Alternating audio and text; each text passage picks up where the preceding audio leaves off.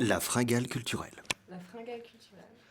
Bonjour, donc déjà je m'excuse parce que je parle que français, mais grâce à ça vous me rencontrez moi et Zoé. So Christophe apologizes because he doesn't speak English. I apologize. Everything sounds better in French, so I wish we were doing it in French. Donc vous allez entendre un peu de français sur cet entretien. You'll hear some French, but French is beautiful, right? Yes, it is. Okay. On commence, vous avez travaillé sur ce film pendant 2 ans. Comment est né le film? I'm going to add another year, 3 years for me 3 years, in this sorry for film. that. No, it's okay. Yeah, they're like children. You know, you don't know when they're going to happen, and sometimes they happen. And this film happened for me. It was one of those things where the script came to me. I was in the edit for King Richard, Yeah.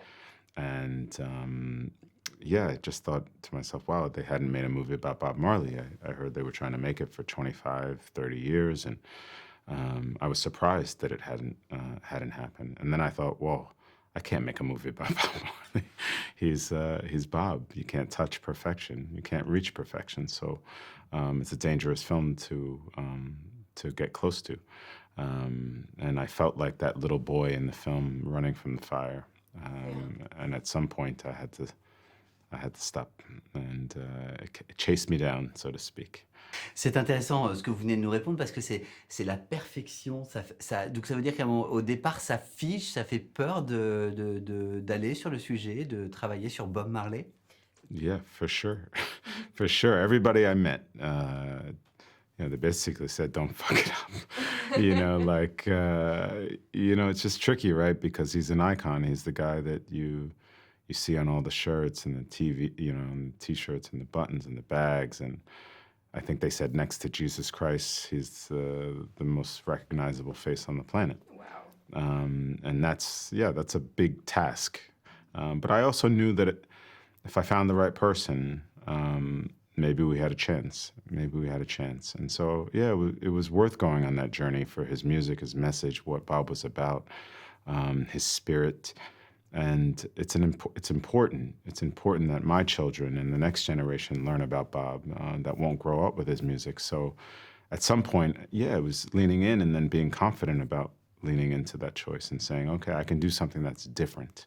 We can bring Bob's story to life in a way that maybe, in other hands wouldn't be this way. En quoi réaliser un biopic est-il différent que de réaliser une fiction classique? I guess I never treated this film like a biopic. It's a story about a man and his family on a quest to become one of the greatest to ever do it. And that's how I treated this film. That's how I treated the music in the film. It was all about the story that we were trying to tell. I don't think it's any different. Obviously, because it's Bob's life and there's so much public information about who Bob is. So we know what he looks like, we know how he walks, we know how he talks. There's a certain level of expectation that comes with depicting a character that is real. In King Richard, it was different because unless you're a fan of the sport tennis, you don't really know who Richard Williams is. So we can take certain liberties with his character. You can have Will Smith play him and nobody really knows who the real Richard Williams looks like. With Bob, it's very different. So we couldn't completely detach ourselves from who Bob was and what he looked like and his mannerisms. So even though we were not at all trying to mimic that, we just needed to channel the essence of who Bob was. So that's the challenge. The challenge is, how do we get the audience to have Kingsley disappear as Bob and make you feel like you're really watching him? And then you know that you're not watching Bob, but you're still disappearing into that story. Right. That's the magic Don't trick. really know. C'est très intéressant parce que on voit de nombreux biopics, on aime beaucoup les biopics, mais la façon dont vous l'avez traité, il y a des pans de vie qui sont choisis. On part pas quand même de la naissance jusqu'à la fin. Il y a quand même cette idée, mais il y a des pans de vie qui sont très en lumière. Yeah, so in our A story, which is 76 to 78, Right. that's Kingsley, played by Kingsley. That was the story of our film. And there were key moments in Bob's life that we thought it was important to represent that gave context to those moments. we have a very introspective performance and a very introspective film that's trying to humanize who Bob was. And without some of that context, it might be difficult to understand. So we had to go to certain moments in Bob's life that gave some context to the audience that helped prop up those moments. In particular, Bob as a child, whether he was homeless and absent of a father, these were things that I didn't know, that I was unaware of, that I think definitely help us understand why Bob might have been feeling the way he was feeling in our A story. So our flashbacks in particular are meant as a way to give context to the audience to help drive the A story. And then we also have the addition of visions, which are different than the flashbacks. And those visions are really a spiritual sort of, spiritual halo around the film. Because the father is God. I mean, the father on his horse is not the father, it's himself. Yeah, Am I right? it's a representation of Bob's father through a spirituality, which I think Bob was, obviously, he became Rastafarian by virtue of his relationship with Rita. And so that was important for us because it was known that Bob had visions. And apparently he even had a vision of the shooting before it happened. And so we wanted to show all of these, facets of Bob's life and try to weave them in seamlessly without confusing the audience, of course. Est-ce qu'en travaillant sur ce film avec la famille, est-ce que c'est un atout ou est-ce que ça vous a mis la pression? Pro. Pro. They were wonderful. Look, I'm sure that there are challenges, but that's any family. If I was working with my own, they would pose challenges. It's just the reality of family.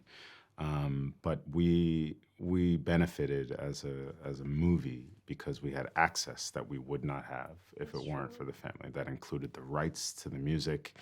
It included having sort of this extension of Bob, really, when you have his offspring. It's very different. It's than a friend, or it's like, that's Bob. That's his DNA. I mean, they walk the same, they talk the same, they have the same cadence, they have the same rhythm.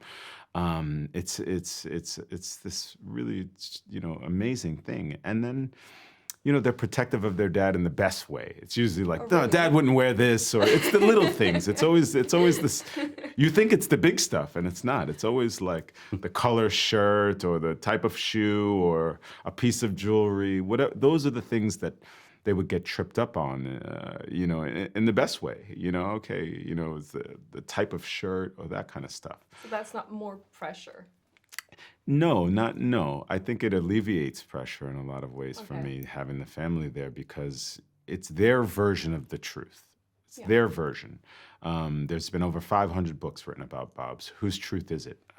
At some point, you have to put a stake in the ground somewhere. And if the family who knew him, who were in the car with him, who were in the bedroom with him, or who were in certain moments, they were there the night of Strawberry Hill. They remember the details of that in a way that it wasn't someone else's telling of the story. So it was invaluable to have them as part of it. Now, the good thing is that they're not directors. So they needed someone to be the voice of the film. They just have lots of ideas. And it's about me channeling those ideas in a way that's, helpful for the story. Because at the end of the day, you're still in charge of the movie. I'm still in charge of the movie. It doesn't say, there's not 17 directors on the movie. Okay. You have to make one choice. And I think it's about that communication process. For me, it's about embracing their ideas and then saying, okay, which one of these ideas are best for our story? Okay. And that's a lot of the way that I work is in that type of collaborative spirit, but making sure that we have one voice. En quoi ce film suit-il une ligne directrice dans votre travail? I think every film that I make is an extension of myself and my life, and your personality. So if you feel love, or if you feel that it's gentle, or you feel that it's strong, whatever that is, it's an extension of the filmmaker, for sure. That's every film. This one in particular, it's about Bob's music and message. His music was the the script in a lot of ways. His music was the guiding sort of light to this film. And yeah, it was really just up to me to, I don't know, not destroy that, Yeah. not just to take care of that. I feel like it's a vessel. It's just a vessel for other people to find out about Bob and discover his life and his music and his message. So, yeah, I don't know. I feel like that's a through line in all my work. The reason I make something is that I feel like hopefully it can stand the test of time. It's not just now, it's forever. I'm trying to make movies that last forever, just like Bob was trying to do with his music. Hier, pendant la première, vous avez dit que vous aviez laissé beaucoup de liberté aux acteurs. Quelle est la relation de travail que vous avez nouée avec eux?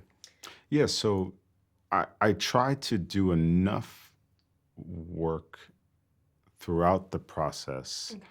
so that it doesn't feel like it's work when you're there. It's like if you're an athlete, you do a lot of preseason work. It's everything you put into your body. As intense as that sounds, there's so much work that happens off the field. So when I tell Kingsley or Lashana, I need you for Saturday at 9 a.m. to 5, and we have to block the scene on a Saturday so that when we get there on Monday, a lot of those decisions have been made already. And I don't often work with marks because I don't like the feeling of actors having to hit this, hit a mark. Yeah. It's about the freedom, but when they come in, there's a lot of choices that they don't know have already been made for really? them. So it's a little bit of a magic trick. Every actor works differently. Some actors need more hand-holding than others.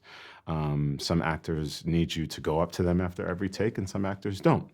And so it's just understanding your players, understanding your actors and what their needs are. And it's not a blanket approach to each actor. Each actor is different, and each actor is giving you something different. So I might get it on the first take with one actor, and I get it on the 8th take with the other actor. But yeah, that doesn't always lend itself to time in the shooting schedule. So it's a bit of a magic trick, and it's understanding who you have and what they're giving you, and then how to best capture that on camera in a way that feels like natural. That feels natural, that they disappear, that the performance is part of the film. There's so many different approaches that we took in this film. Sometimes it's trial and error. It's just the way it is. But a lot of that work is really in the prep. It's in the prep and in the script. And understanding the story that we're telling. And because we're shooting out a sequence, right, it's reminding them of where we are constantly. We didn't shoot that, or maybe the film needs more humor here in a way that we didn't capture in the scenes before. So it's a constantly evolving process. And okay, what we had a scene that we were going to capture, and there's also what you got, so you have to adjust based on what you've been given. It sounded so funny on paper. When we got it, it wasn't funny at all. So we have to adjust. And a lot of my job is adjusting. It's adjusting and making sure that if you were an engineer or It's an chemistry. orchestra, it's chemistry. Of course, casting is a huge part of that. These actors are bringing their talents, but look, actors are very, they want to do everything, right? That's actors. And it's my job to dial them in without them realizing that they're being dialed in. It's a bit of a magic trick. Okay. Alors, nous, on a vu le film hier, on trouve que ça marche très bien, Kingsley en Bob Marley, mais selon vous, pourquoi fait-il un bon Bob Marley? I think Kingsley's interpretation of Bob was tremendous. It was. We saw that. We watched the movie. It was beautiful. It's so easy to fall victim to mimicking Bob. It's so easy to look at a video and try to make him the happy-go-lucky man. And I think his resistance to that is what made his performance so special. He was interested in going deep into the psychological burdens that Bob was carrying. And it strengthened his performance. It strengthened our movie.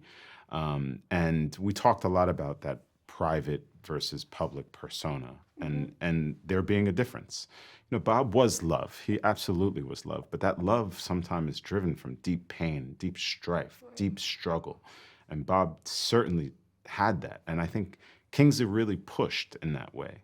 And that doesn't, it does, you know, when you think about Bob, you don't think about that per se, because he gave us so much joy, right? And so I think because he dug so deep into that part of Bob's life, I think it only enhanced those moments that he did give us love. It made us feel that he was a human being that was struggling with something. And he brought a lot of that to the table. That was a lot of what Kingsley's research, his 7-8 months, you know, Wow. studying tapes and audio files, and yeah, he's brilliant in the film, but I think it's because he did his homework. And also thanks to his director. Well, that too, you know, for sure. There's a lot of magic tricks that went into King. I mean, you see him now; he looks very different than Bob. You know, when he's standing in his normal life, and I think it's interesting. Enough he was able to hide in such a way that I think brought out the best of Bob and brought out the best of Kingsley's performance. On termine avec cette question parce que c'est fini. Est-ce une manière de continuer à envoyer un message de paix avec ce film, comme Bob Marley a cherché à le faire tout au long de sa vie? Absolutely. It gives the reason a film to exist. I always want to be a part of something that's saying something. And Bob's music was saying something. And that's pretty cool. You know, it's like you can get a fun, exciting, entertaining movie, but has a message. That's pretty great. It just gives a reason for the movie to exist. And what a great way to experience Bob Marley's music. You know, when Bob created that music, it wasn't in 5/1. It wasn't in 7/1. You know, they didn't have the access to what we have today to experience his music. And yeah, it's special for me. I felt like I have a VIP ticket into Bob's life, and I'm like a little fly on the wall while he's creating music. It's so much fun, and it helps me listen. You know, I felt like I'd heard his songs hundreds of times, but I never really understood them. You know, I could even recite some of the lines, but I never dissected the lyrics in the way that I had to for this film. So I hope the film kind of slows it down, so to speak, and it redefines the music for me. Merci beaucoup you so much. pour ce Merci beaucoup. dialogue. Thank Merci. you. Merci.